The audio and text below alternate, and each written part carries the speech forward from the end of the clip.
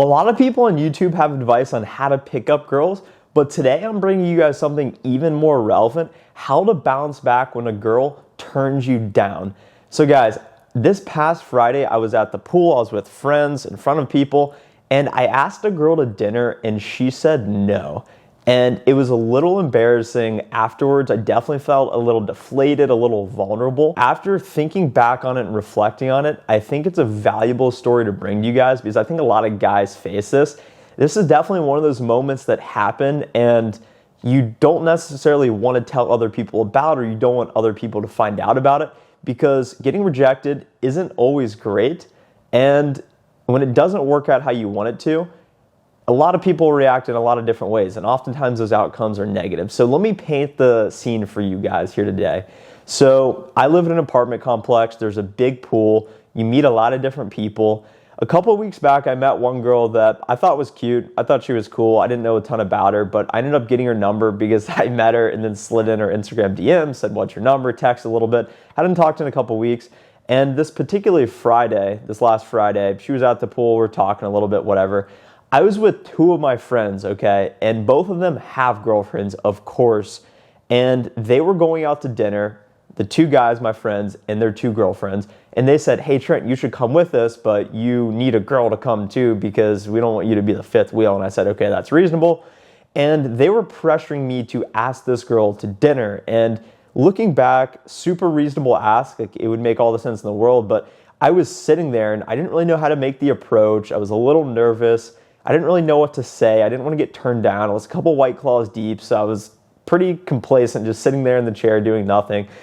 And they kept turning up the knob of the pressure, and she was over the corner like talking to some random dude, and they're like, "Hey dude, we're gonna go up and we're gonna ask her for you."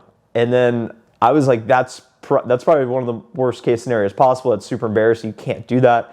They said, "No, we're gonna do that." So they started approaching, and then I was sitting there thinking, oh crap, I gotta go. Like, I gotta go. If this is what's happening, I gotta go. So they go over and they start distracting the guy she's talking to. So I go right in, just say what's up, start talking, whatever, blah, blah, blah. And then I'm pretty much like, "Hey, what are you doing later?" She's like, "Nothing." I'm like, "Okay, I have these two friends. They're both with girls. They're going to dinner. Would you want to come with us?" And I stopped. It came out pretty clean. I felt good about it. And she said, "I had a late lunch and I have to work tomorrow, so I'm probably just gonna chill tonight." And that's not a complete heavy aggressive no, it's definitely an objection. So of course, being in sales, I tried to overcome the objection without applying too much pressure. As I was doing this, my other friend approached and really started being aggressive, saying, "Oh, come on, like, you should totally come." So I was just in this pickle. Long story short, she did not end up coming.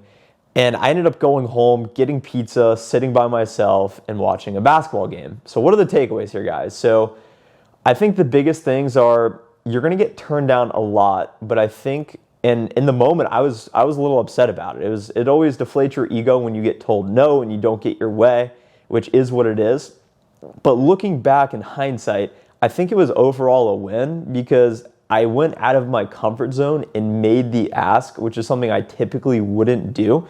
So I think that's important. And I think another takeaway here, guys, is that no one's going to count your loss column. You can have a million losses, a million girls that say no to you, but you only need to be right once. You only need to win once. So if you keep doing it, eventually someone will say yes, and eventually you will get your way.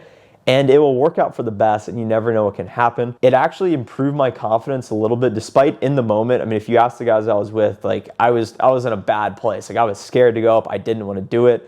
I don't know why that was. I think it was because I didn't really care, but I did care. So it was a weird situation. You guys know how it is. I did it.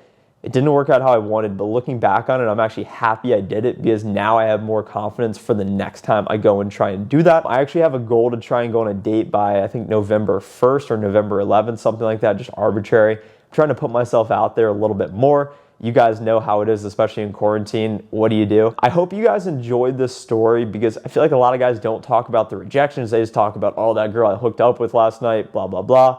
And let me know what you guys think below, or your guys' experiences asking girls out, because I certainly could use the advice. See ya.